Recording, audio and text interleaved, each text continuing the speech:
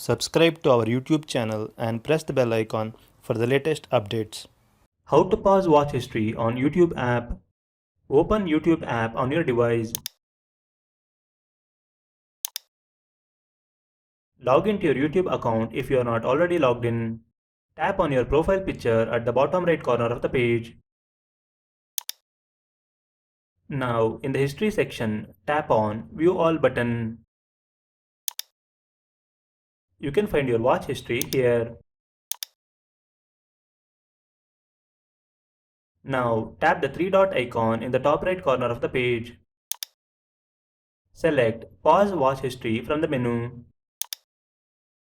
Tap Pause again to confirm. As you can see, the watch history has been paused. Now, to clear all the previous watch history, click the three dot icon again and select Clear All Watch History from the drop-down menu.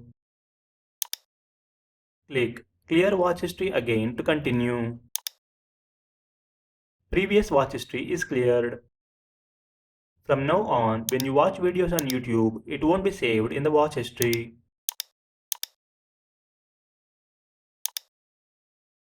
This is how you can pause watch history on YouTube app. Thank you for watching.